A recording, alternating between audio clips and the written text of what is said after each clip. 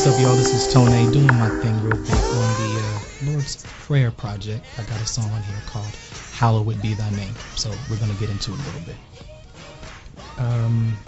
When they called me for the project, I was attracted to it because it was something that I had never heard of before.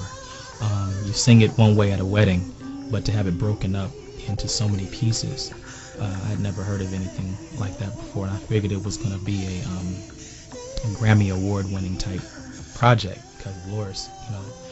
I knew of his work because of what he did with Lauryn Hill, and when I got the opportunity to work with Loris, I was like, man, this is gonna be great. So it happened really quickly.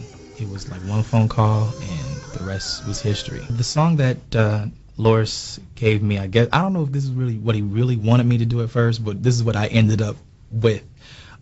He gave me Hallowed Be Thy Name. And he gave me a sketch track that he had worked on, I think probably a couple of years before. And I heard it and I thought it was nice, but I felt something else coming up. And the whole time he kept saying, well, just let the Spirit, have his way. I won't get in the way. Whatever you think you need to do, Tone, just let God work through you. And that's basically what happened. With this song, I think it was the lyrics first, because I had to use that as my little template.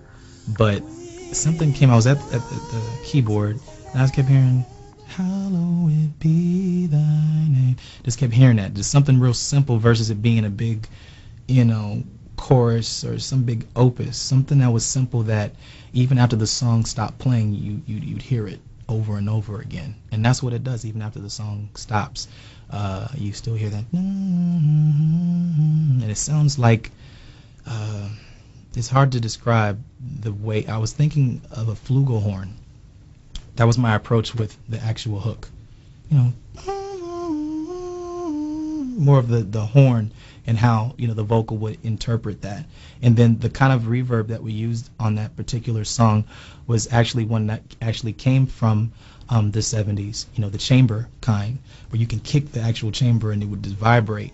And so you had this artist sitting in the middle, but the reverb is panned over to the side, and it just gives you this surround sound type of feel. So then it encapsulates you and surrounds you with 5.1. It goes from an analog feel to a digital feel when the background harmonies come in. It sets you up.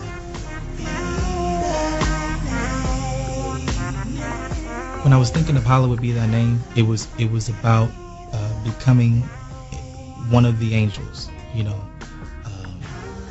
Angels don't run.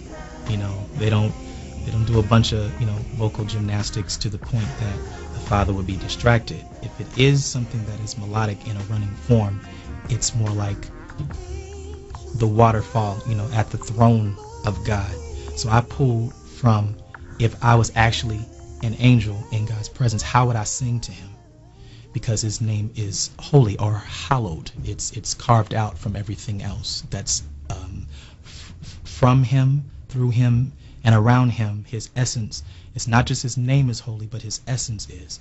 And so my approach to it was very humble, and it was just playing the heartstrings of God.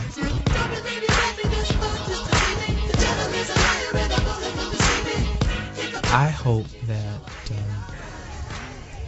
people who are not necessarily interested in church, or maybe are a little apprehensive about anything overtly religious, will be able to palate this prayer.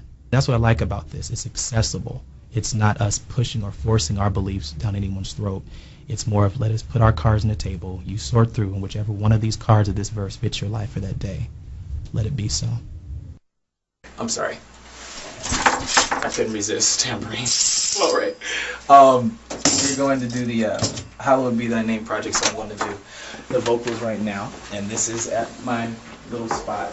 I hope we all reach the masses. There's a certain community that I'm hoping will pay attention and respect the gospel community as a result of this project. Not that we just squall and hoop and swing the mics all over the place and jump off of stages, but we can actually orchestrate something that's classy, well put together, mixed well, and still carries the reverence that something like this should have.